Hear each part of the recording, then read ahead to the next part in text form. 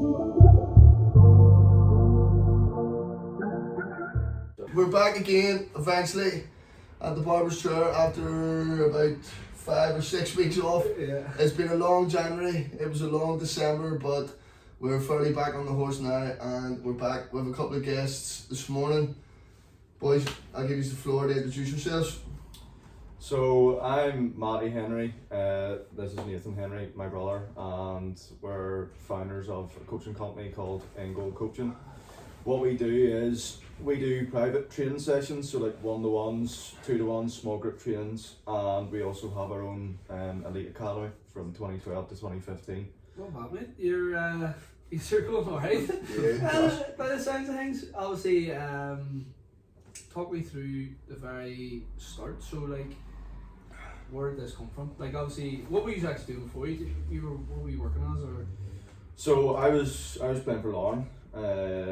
We were like, it was the start of full-time football, so we would train like a Monday morning, Tuesday evening, Wednesday off, Thursday evening, Friday morning.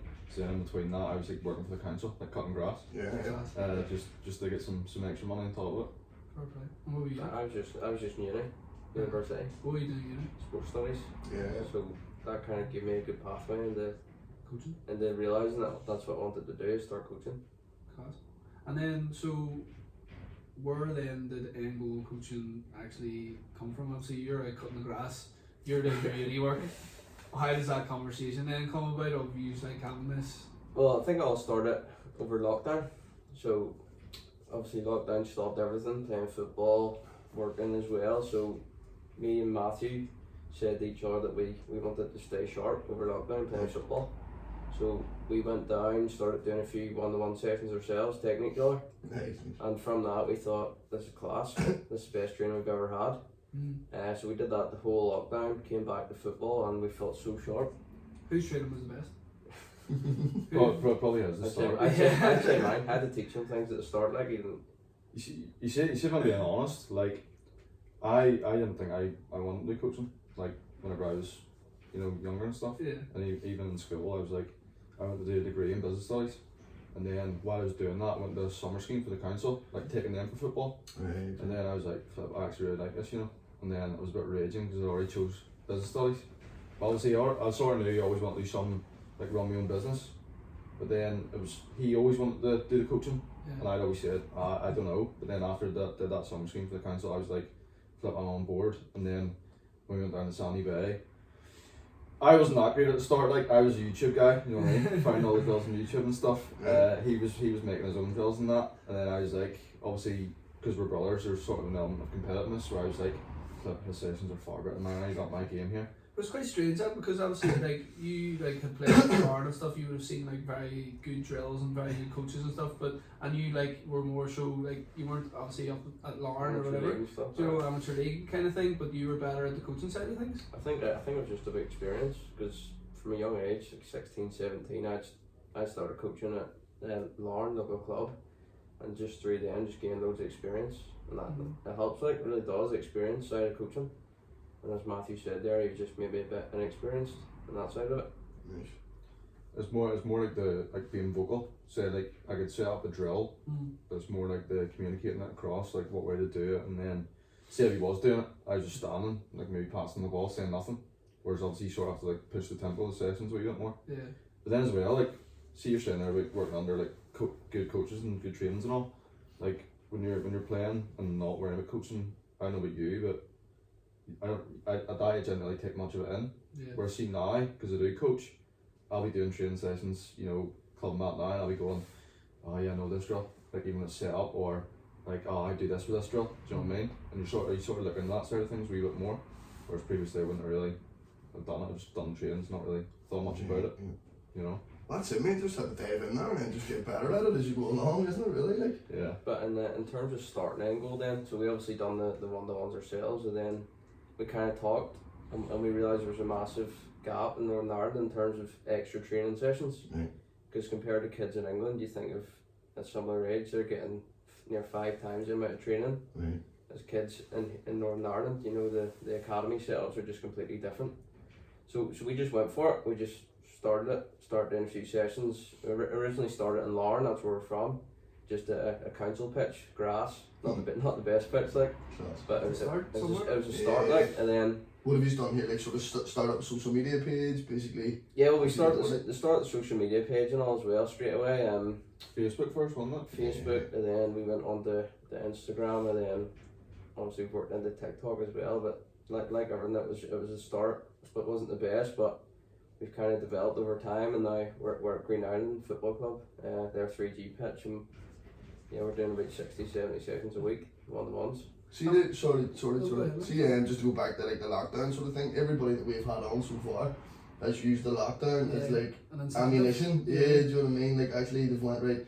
It stopped me in the tracks at something, but it's actually leading me down this other journey now where I can actually do it on my own, and then it's give a lot of people opportunity to actually just set up the fundamentals of it. Like 100%. When you obviously had the conversation, like, you know, at the end of the day, you need a job too. So were you still going to uni and were you still doing the council as alongside the coaching, or were you just like, you know what, I'm all in this, I'm all into this coaching, or how did that? Because obviously, at the end of the day, like everything, you need to make money somewhere. Yeah. So No, well, I was just doing the same thing, and then the coaching was more like part time to start.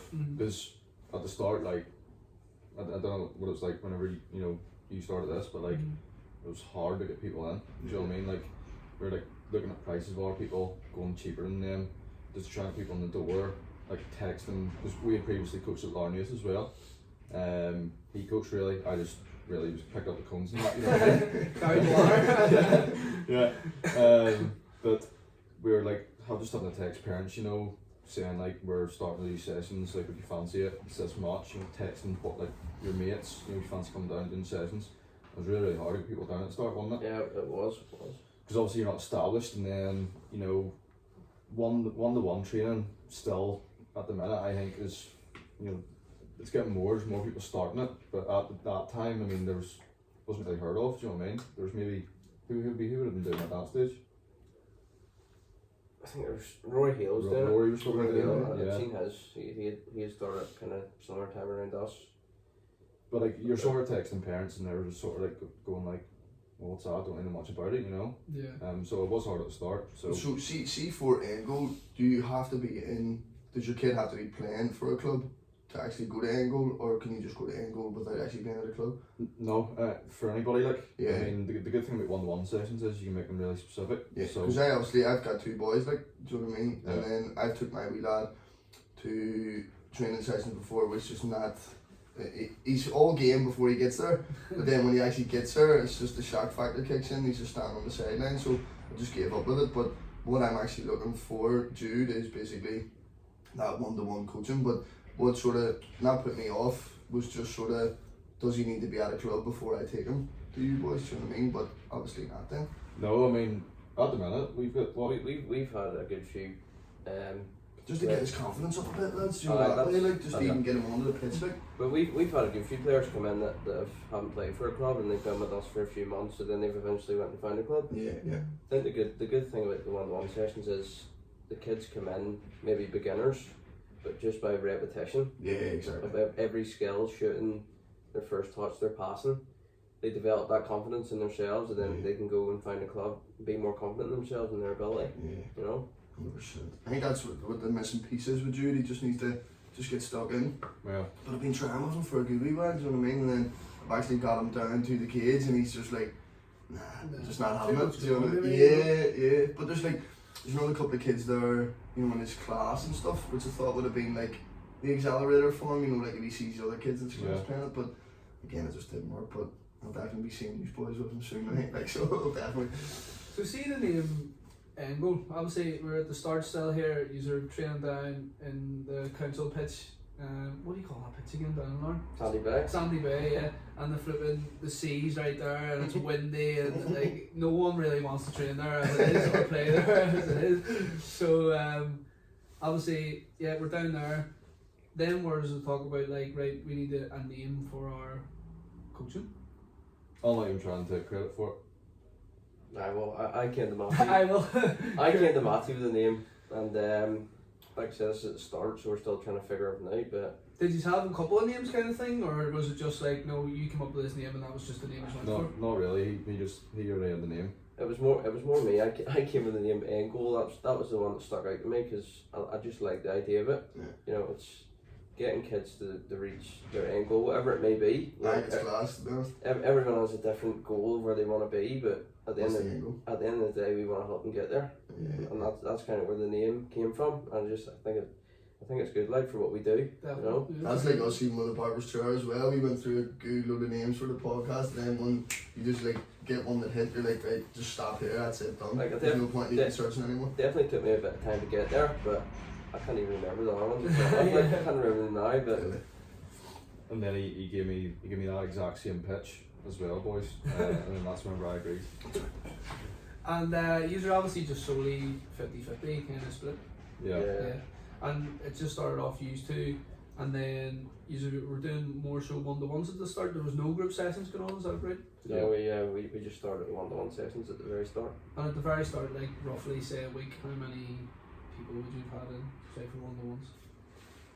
Well, the first month's probably about 4 Right. a week, and then I'd say probably by like month 3 or 4, we're probably up to like 15, around 15 to 20, like. But that was only because we did this like deal.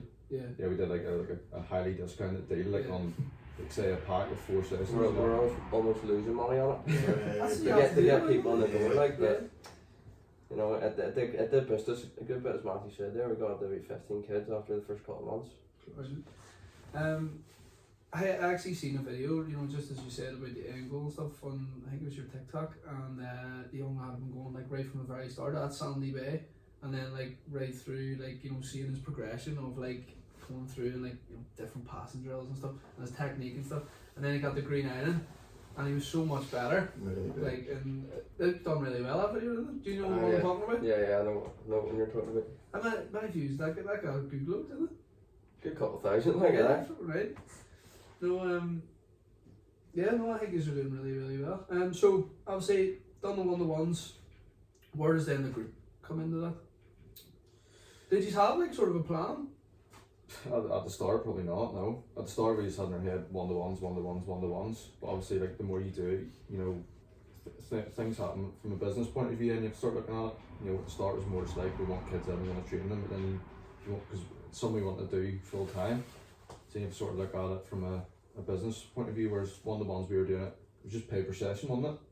So then obviously the nature of it, you know, you get cancellations, probably same as you cutting here and here, you get cancellations, and say people don't turn up or whatever happens, and then, you know, it was just lost income, you know what I mean? Yeah. So then we had obviously seen Oh, sorry. we had obviously seen like a few ones from England and stuff. We're doing like, you know, group sessions, like academy sessions, things like that. So then we had the idea we actually tried to start the end goal late academy, didn't we? Like how far into it was that? About 6 months?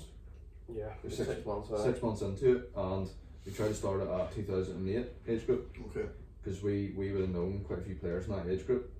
So we just text the parents and we said like that it's obviously players of similar ability, you know, we invited them up to the academy. We actually ran it out of Cork Rangers. But it started off really well. I think we had like around 30. That was like the first group Yeah. session. Yeah, so we had like around 30 in this group.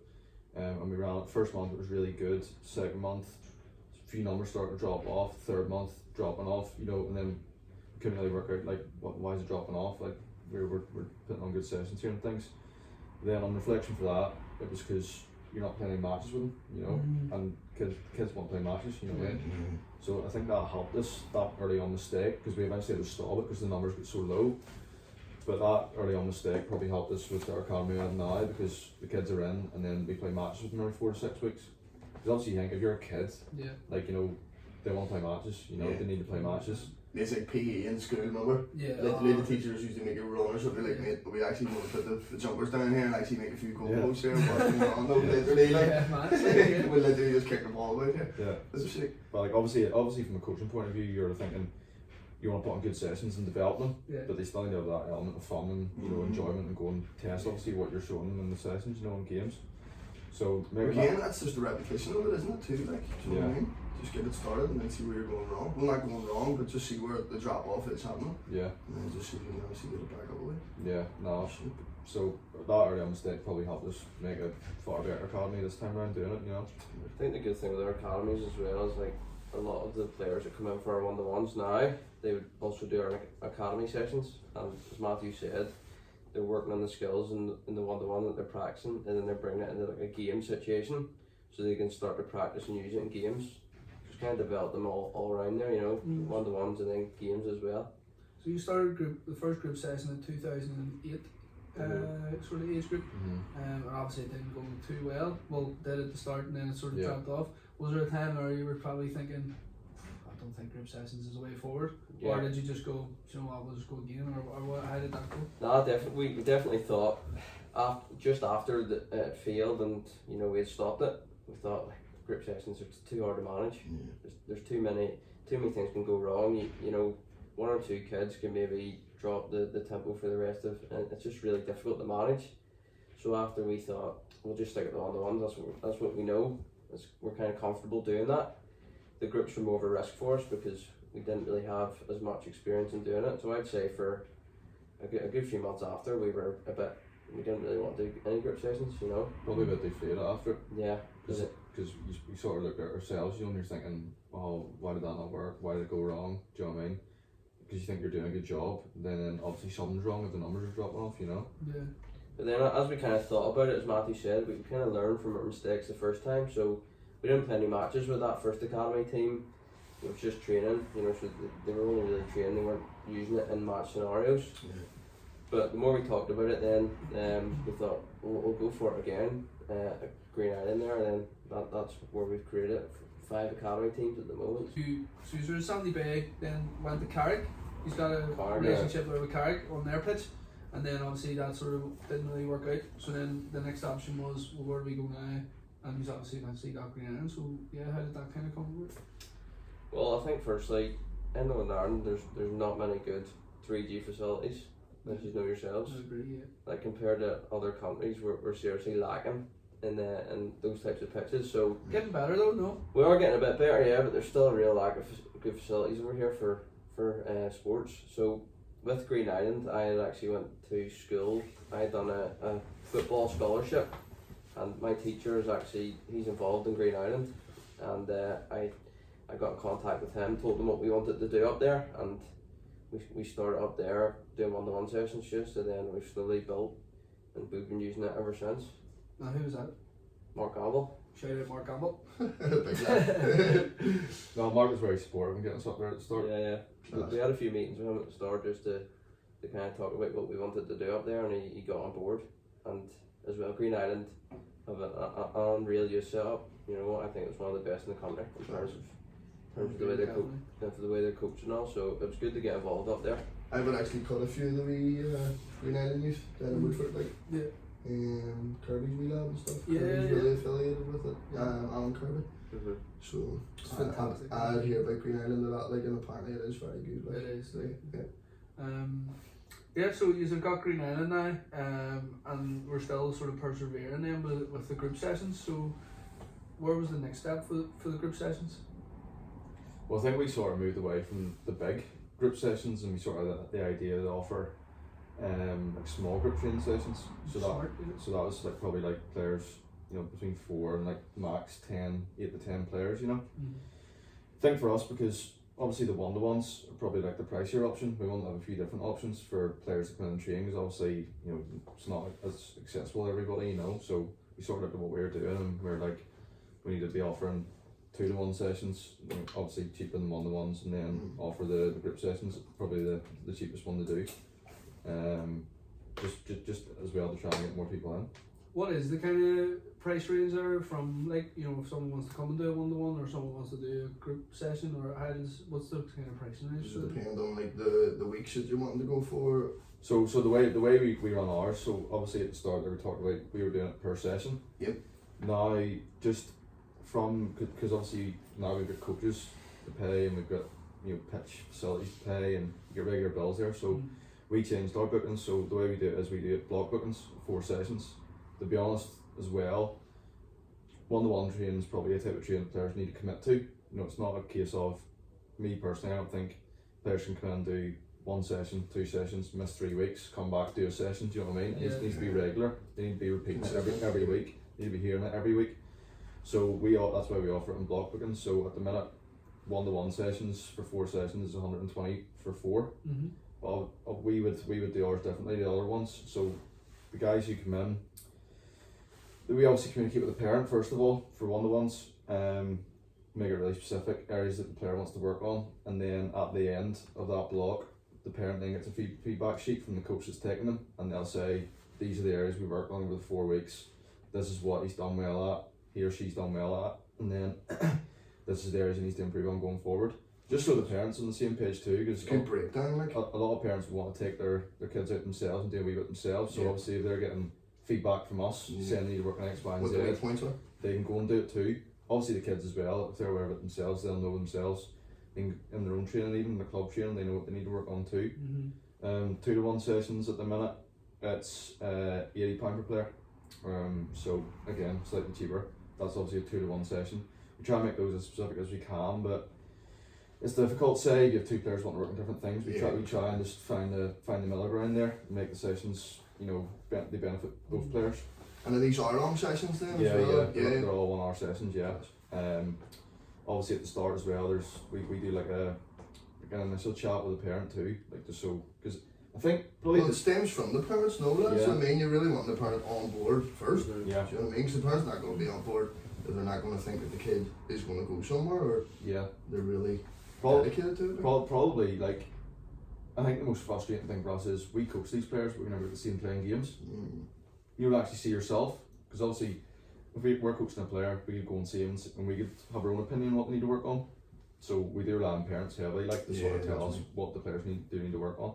And are they giving you feedback then as well, if that makes sense? You know, like when the parents are coming back and you haven't watched them play a match, but they've watched them play a match, they come back and say, right, we'll start working on this, we'll work on that. And you can just basically switch up the 1-to-1. Yeah. So like, we'll say to the parent, obviously, because they're the ones watching every week, you know, what you think he needs to work on, he or she needs to work on, and then we'll obviously cater all the sessions towards working on those weaker areas for him or her. And then, we rely on parents heavily. Because it's really what the kids are doing outside that football as well, you know, what habits they're building, you know. Yeah. What's obviously going to shine through onto the pitch. But, like, if you anything that you are actually telling the parents so they can keep track of the kids' habits outside of the, you know, out of the 1-to-1? Do you mean like just what their habits are? Yeah, like what they're sleeping are, you know, just basically. We would try and give a bit of advice on that, yeah, because to be fair, a lot of the players that do come in, they normally are quite serious about improving themselves anyways. But we would obviously try and educate them on the importance of like hydration, sleep, the emotional intelligence of it too, recovery, that type of thing. But part of 1-to-ones too, I mean, it's hugely mental as well. Like you said at the start there about your wee man and his confidence, like. Players come in and we try and build them up, obviously, you know, like we work on football skills, but then it's having those chats with players too on a 1-to-1 basis where they're saying, oh, on the match of the weekend, you know, my coach said this, or you're maybe even hearing stuff like some of their dad said to them, maybe they knocked their confidence a wee bit, you know, and you can sort of try and talk them around and try and get them built back up again. Which is, the social side of it's probably a side I like as well, because I mean, we talk a lot about football development, but a large part of it is social as well, because you're trying to build this player up and get him to believe in his own ability. Because a lot of players do come in and they have really good football ability, but you can tell they lack a bit of self-belief. So part of what we try and do as well is sort of build that mental side of the game up for them too. Because football, as you know, like it's up and down. You know what I mean? Like you could win 1 week, score 3. Next week you get beat 6-0 and you get subbed at half time. Do you know what I mean? It's up and down. I think that's actually happened to me before. It happened yesterday. But I think he's building such a good relationship as well with the parents and also the kids and stuff, because like even the other week, I mean, you were sitting in a chair and one of the parents had actually the VO has become very popular, which is basically just the games are filmed. So obviously the parent has like watched back his son, edited the clips and sent it over to Nathan, and Nathan's sitting in my chair watching like this kid playing in a match. And like going, no, like he could have done this better and he could have done that better, and like that's unreal too, because obviously they trust you enough to send that over and be like, what do you think of this? Yeah, well, that's actually something we've implemented in the last few months. In terms of making our overall service better, is we started trying to give more homework and feedback for the kids to do it at home themselves. So that example was the parent had sent me over clips from the game, asked me to have a look at it, and I just went through it all, clipped it together for them, because it's just good. Like, away from the sessions, they only spend an hour with us a week. So in terms of giving them more stuff to do at home, even to watch or practice, it's going to help them develop faster. Yeah, I think that'd be cracker as a kid.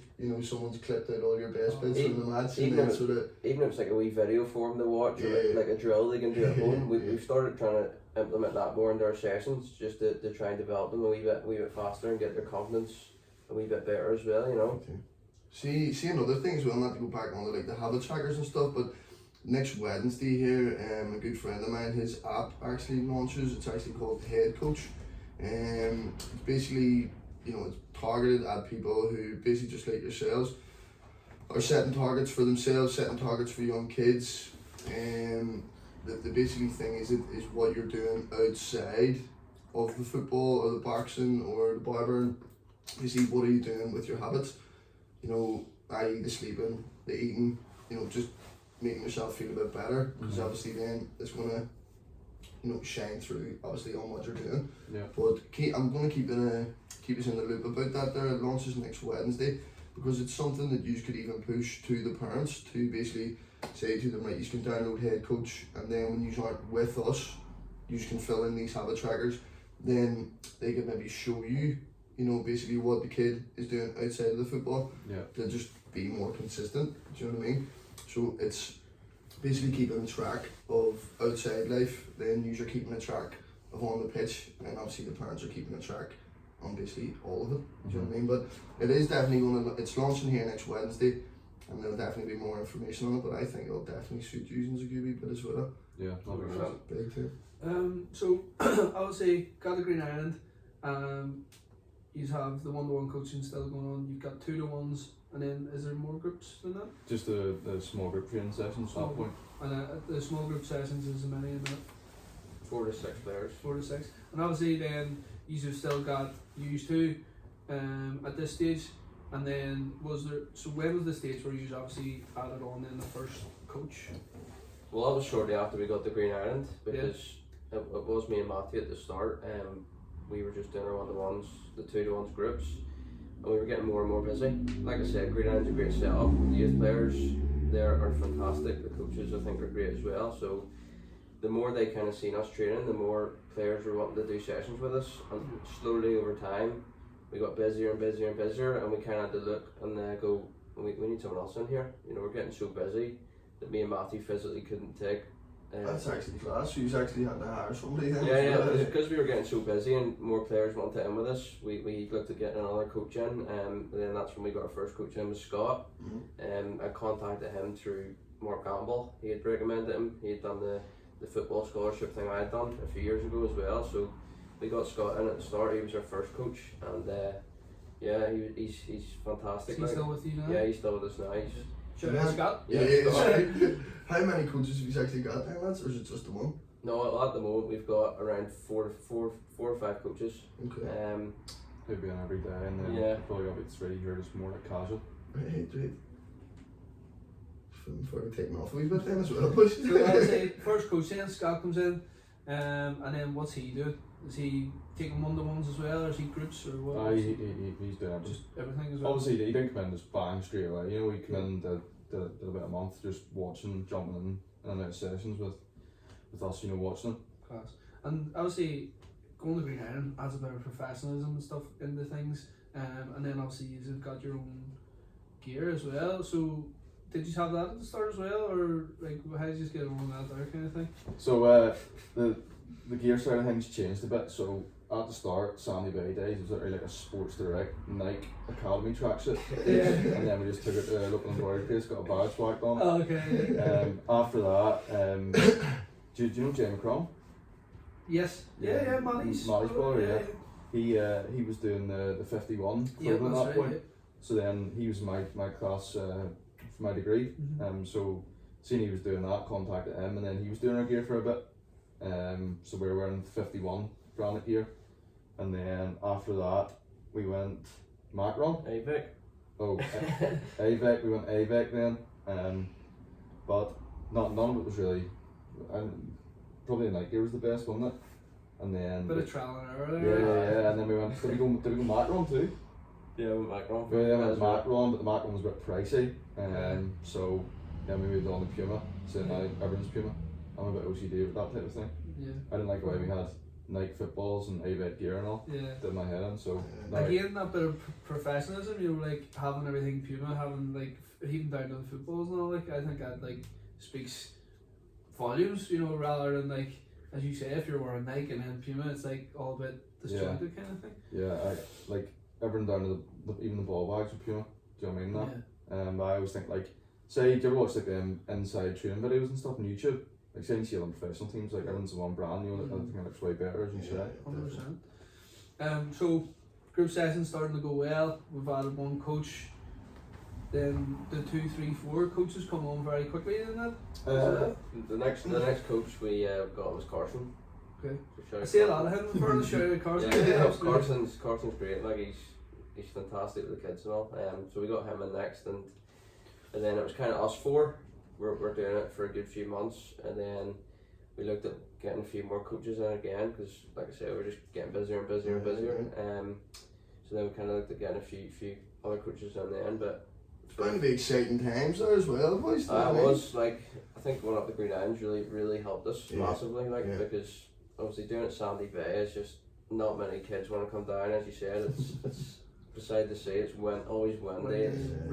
It's stinking like. But when you're up at Green Island, like you kind of want to go train there. It's a great pitch. It's in a good location. And Lauren as well. We're kind of out of the way. Feels a bit more professional. Yeah, 100%. It's sort of matched our ethos as well. Because like, we obviously want to provide a premium service, so you need a premium facility to do that. Yeah. And obviously Green Island's one of the best pitches about, you know. Absolutely. So yeah, you obviously grew then to 5 coaches. Okay. Yeah. 5 coaches, and then you've done all the coaching side of things. You started to play matches now, and what was the next thing? Was it the academy? Was the next thing? No, we're not playing any matches yet. You guys played the match or the academy, isn't it? That's. Oh, you mean recently? Yeah. Oh yeah. Sorry, I thought we were going to it gradually. Well, I was trying to, but is that, so we're up to obviously the coaches. So what was the next part then after that, coaches? It wasn't the academy. I was probably getting pro players in. Yeah. Okay. Let's talk about that. So the next step then, from obviously having all the coaches in, did you start to contact kind of pro players to kind of try and get them in then? Well, we actually got a few links. There were boys coming into us, and they kind of knew boys that were pro players, and they said about doing a session with us. Right. And the first player we got down was Ethan Galbraith. Shout out Ethan. Big. What guy? Yeah, it was. He should be on the podcast. I'll get on soon. So he was the first kind of pro player that came down, and wow, what a session! Yeah. Class. Different level. Different level, like it was. Came down, wanted to work on his shooting, put where he won top ends. Both feet. I'm standing going to him, this guy's saying he's not good at shooting here, like how bad am I at shooting then? I tell you what, imagine stepping up to do a demo. He's shanked in the corner. See if you can do it like Ali. See, to be fair, my demos were on point. Decent. Yeah, I had to really concentrate though, you know what I mean? So we had Ethan in. Ethan did 2 sessions, didn't he? 2 sessions with us, And then we went on holiday. Fair play to him. For a week we had a holiday book, so I was raging. Because he could have come in more, because it's obviously taking a pro guys, it's really enjoyable, and like we sort of learn off them too. Because say if I'm giving them a point, obviously with them guys it's more about the intensity of the sessions, you know, because we're not really coaching them as much, but you maybe see wee small things like body shape and receiving the ball, or like a touch before a shot, you know, that you can maybe give them a bit of advice on. But it's good because like even we took Chris McKee that summer. Chris came in obviously a couple of weeks ago, and then I'm maybe stepping going to Chris, why don't you try receiving the ball like this? And then he's giving me feedback going, well actually, yeah, if I'm wanting to do that, I would receive the ball like that, but I'm wanting to do this. Okay. That's why I'm receiving the ball like this, and then it's sort of giving us a different way of looking at it, you know, where he's doing that on purpose. Like the one I stepped in, he was doing shooting, he's coming off a cone, and I was saying about him getting his body shape facing the direction he wanted to take his touch, so it was touch shoot. Whereas prior to that he was taking 3 touches, one to kill it, one to shift it, one to hit it. And then he said to me, well, what I'm doing that first touch is I'm stopping it, I'm letting this defender press me, and then in that touch, I'm taking it past him. Whereas the probably half a yard then. yeah, like he's taking the defender out of the game. He's baiting them in to then take the touch past the defender and hit. Whereas I was wanting to take that first touch past the defender. But it's just good because even when you're speaking to Ethan and all, you're maybe gonna him a point and he's going, yeah, completely get what you're saying. So it's like we're right, but he's giving us a different way of looking at it, you know. It's like they're giving us like game situations at the highest level. You know, we can learn off it and then apply it to our sessions we're taking with the kids. So who all have you had in then? You've obviously had Ethan, Chris McKee, Kyle McLean, Charlie Allen, Ryan, Sean Spain, McAllister. John McAllister from Everton, Kofi Bomber, make sure I don't leave anybody. unreal boys though. He's, you know, Sandy Bay, the pro players. Don't leave anybody. Ben Wiley, Matty Shevlin, Lloyd Anderson, Kyle. I already said that's it, Kyle. That's it. Hopefully we haven't left anybody. Very panicky that kids have left. I know, because even whenever I did like a Q&A on Instagram the other week and somebody asked like, who the best player we trained was, and I said Ethan. And then when Chris was in, he says, I feel like saying to you, he was the second best player. You know, so I want to rank those in order then. I don't want to offend them. Oh, stop. But no, they're all brilliant, like, weren't they? It's good because they're all good at different things, you know. Yeah. But then even for your image as well, boys, getting the likes of Ethan over and stuff, that can really sort of boosting people coming your direction as well, no? I think the good thing about getting the pro players in as well was like they were coming in and like they're all great lads. They just train like 100%, and it's seeing that like it was mad because you might think they might have a bit of an ego or something, but they didn't. They were all All starting from grassroots too, boys. they were all fantastic. Like and every session they did with us was 100% intensity. You know, and it was good to see because that's what kids need to do. That's where you need to be when you're doing sessions. You know, have that intensity. I personally feel like now kids need to realise that like you need to train and you need to be training specific one-to-one sessions or group sessions, whatever it may be. Doing that wee bit extra because the level even over in Northern Ireland has completely skyrocketed. Like, you know, Lawrence training full time, then French training full time. Years ago, you used to be able to just get away on pure ability. Yeah. Now it's like you need to be putting in that extra yard to actually. To actually make it, and you know, things like you were talking about, you know, it sounds stupid, the sleep and the nutrition, things like that, and then, you know, actually going out and doing a session, you know, even if it is Sandy Bay, you know, putting that effort in to go and actually doing that, I think it's kids need to realise that now, like. Yeah, if you want to make it. How do you sort of feel about that, like? No, I agree. I think it's good now because obviously you're saying there about clubs going full time. Like, whenever we were younger, no clubs were full time over here. So it seemed to me whenever I was younger, if you didn't get across when you're 16, you know, like you're not gonna make it unless you got the head down and played the longer game on it. Whereas now kids have the opportunity to go into these full time academies and then progress through into full time professional football in this country, which is brilliant. But as Nathan said at the start, like boys in England who are trying to go pro and getting scholarships and things like that, like they're training like near 3 times as much as kids over here. Yeah. From a young age, like. Yeah, you know? exactly. And that doesn't necessarily mean that you have to be at Lauren or Linfield or here.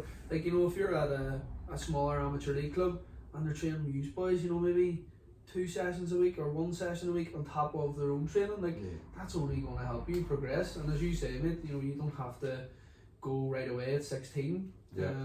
You know, just by putting the effort in, you might end up going 20, 21, 22. I think a lot of parents over here, we've heard loads of stories like where they're moving their kids at a young age to like a big club, you know, because they think they're going to end up making it there. But as you said, like, see being with the maybe lower clubs at a young age and getting those extra sessions in us, I think it really helps their development a lot more, like, because there's not that pressure on them, you know. Confidence as well. Helps their confidence massively. 100%. They're playing at a so-called lesser club, but they're scoring goals, loads of touches of the ball, like develops that inner self-belief in them as well for the mental side, you know. So when they are older, they have that self-belief that carries them through, you know. But just go back to the pro players, like see, one thing I took from it, see all them guys when they come in, he was saying they trained 100%, like it made me sort of think, because when we were taking kids for one-to-ones up to that point, you'd sort of accept if the intensity dropped off a bit with them, you know, because you think they're younger, they're kids, you know what I mean. don't want to be too hard on them. Whereas that made me think I need to be pushing every player I take 100% the full session. Definitely. Like that's the level these players need to get to. Yeah. Do you know what I mean? And that's what the intensity you need to be used to training at. So I'd say like info players coming in made us up our game massively too, where we're not letting players slack off. You know, players are coming in to get them work for the full hour. Do you know what I mean? It's really nice that you can actually give the feedback to the younger ones, having trained Ethan and Ben Wiley and Kyle McLean, all these boys. Like it's really nice that you can turn around and say, like I've trained these guys. I know how they train. They train 100% of the time. And if you want to make it, this is what you got to do. Mm-hmm. That's unreal. Like I remember, like Kofi, like was down on the ground and all. Do you know what I mean? Like Busted. pushing himself to the point where he just busted. Like And see another thing actually. it's brilliant as a coach to see that. Like With the pro players, to be fair, like they're obviously used to training at a really high standard, but when they came to do one-to-one session with us, a lot of them said it's probably the toughest session they've ever done. Just that one-to-one session, you know. So, like I just think the one-to-one sessions are so useful for fitness, technical, and for the mental side of it as well. You know. I spoke to a few of them, like, and not every single one of them, it said they enjoyed it. Like they actually enjoyed the session. I think that's a massive part of it too. Like, don't forget about the enjoyment, like, because that's class. Ethan probably owes us about 5 footballs or stuff. I thought they all went top corner. Now we're getting the ring there. It was the left foot. Those are the ones that made the video. The joys of editing. So now we're on to sort of the academy then. Yeah. Have started up. Yeah, most recently it's Starting the last few months, hasn't it? before Christmas there just we started so. Sorry, boys, give me 1 second. And the difference in the one-to-ones to the academy then, it's just obviously more people out there. The academy section, so ours is like an elite academy, so that is more players, higher level players, obviously we've got a longer term plan to develop the academy more with development teams in it and stuff like that there. Kind of like having a pathway, we'll have a pathway there. So really, Your end going, boys. so really, we got these elite academies, but the longer term plan will be to have obviously development academies beneath them where we're not really saying the boys, you're not good enough to come in this. It's we're saying, you're maybe not that level, but we can put you still give you good training, still give you good matches. That would probably suit the likes of me and my son there. That makes sense. If he's not sort of progressing on the maybe not going to cut it now football team, Chris, but we can still keep him here for a bit of group football, etc. Yeah, so we've also got these elite teams at the minute. Like they come from any club really. All we're really doing is we're putting a select group of players together of a high ability, and then we're training them once a week, and then we're playing matches every 4 to 6 weeks. We've got 2012s, 13s, 14s, 15s. Then we've got a 2016 trial halfway through February, and then we'll maybe do a 2017 development centre because they're obviously really young at that age. See, that would be mine then. My due to be 2017. Yeah, so that development centre will be for really of any ability, because they're obviously so young. Class. Is that the youngest? Yeah. That's the youngest we'll probably go to, until obviously next year as kids get older. Then you'll introduce a younger one every year. But obviously the longer term plan is we want to have those development teams where we're not saying to kids you're not good enough to get into this team. It's more like you're not at that ability level yet, but come in here, you can still benefit from the training, you can still benefit from the matches and the coaching and things like that.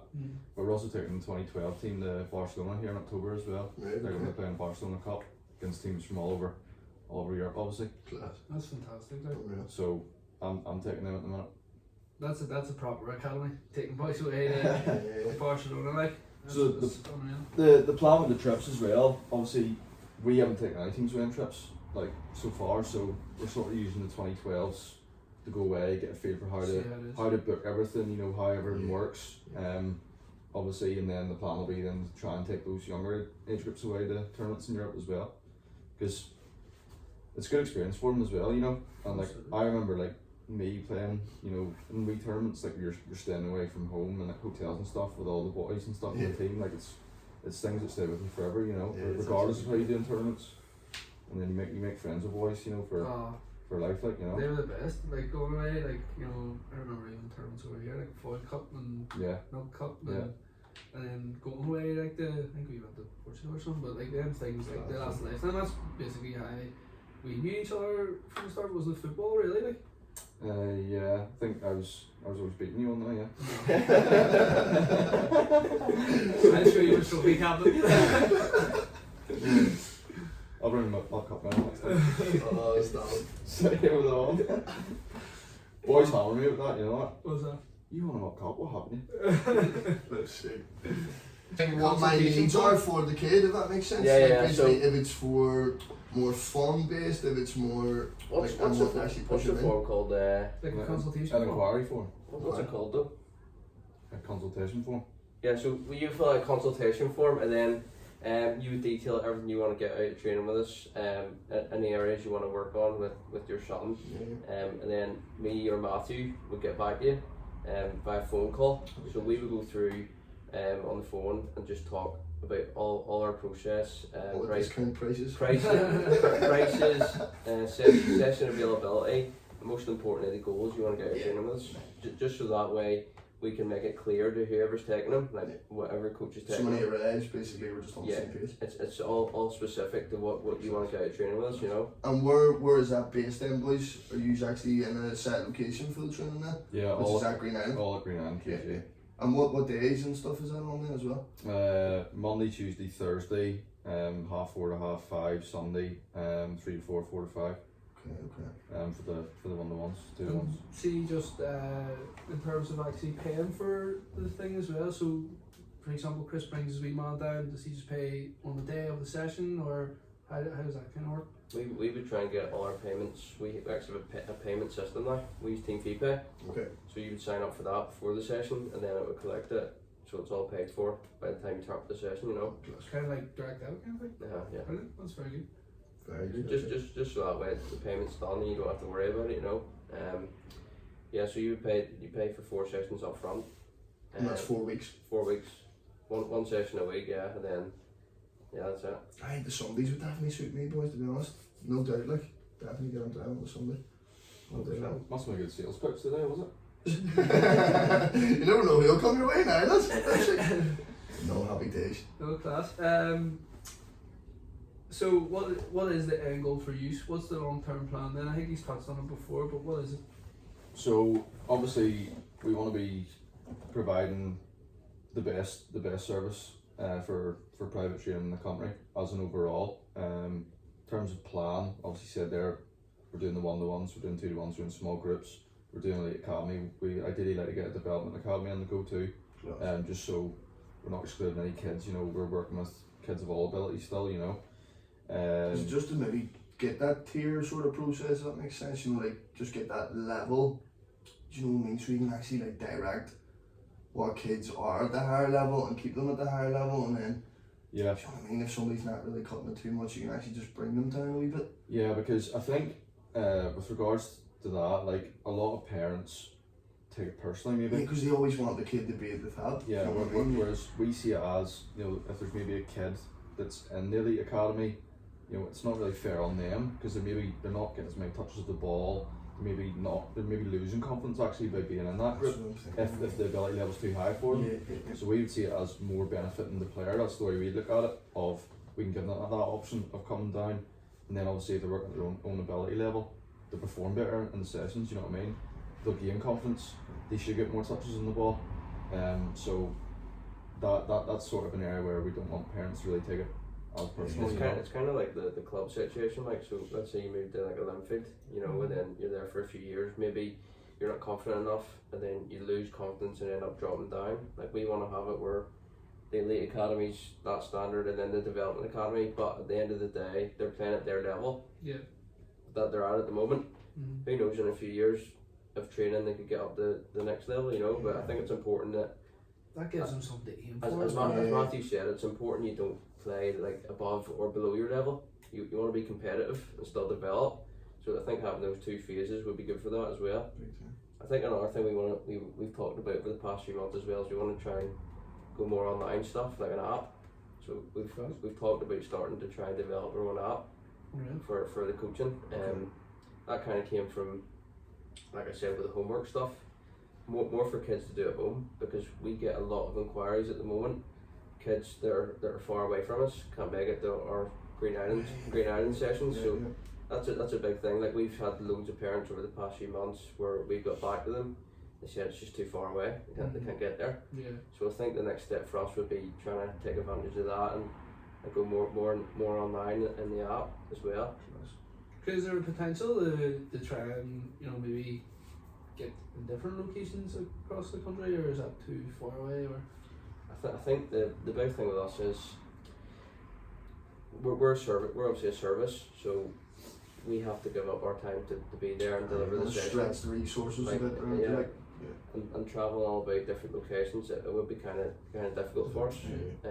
That's why we're more thinking of the online stuff would be more beneficial, because we can give players stuff to do at home. Drills that we do at sessions, they can do it at home. without yourselves basically traveling. Without us having to be there in person, you know. yeah, very good. Well, that's sort of like, like a personal trainer sort of app, Yeah. personal trainers train people online these days without even seeing that person. Do you know what I mean? They just basically give that guy a couple of reps to do, a couple of sessions to do. I think that would be our next step, wouldn't it? Yeah, I think with the app, we're really looking to give players more that train with us. So obviously give them access to this app, and we obviously do like loads of keen mums and dads who their kids just can't get enough training. You know what I mean?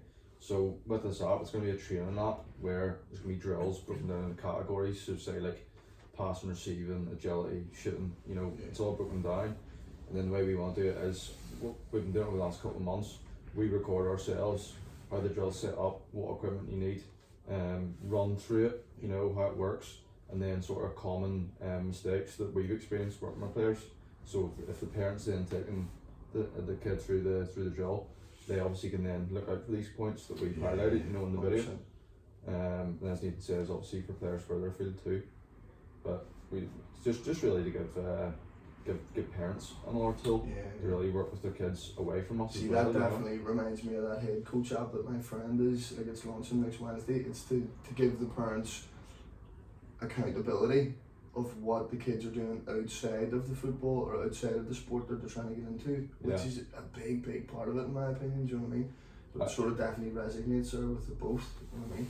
I definitely think sleep's a big one. Yeah, 100%. You see players especially young boys, they just love Xbox, PlayStation. Yeah, big do you know what I mean? And we see it every day. We see it with the kids. Obviously, because the kids are like even like early morning starts. They come in, they look absolutely knackered. like we played, our league academy teams played in Oma last week, and some of the boys are turning up.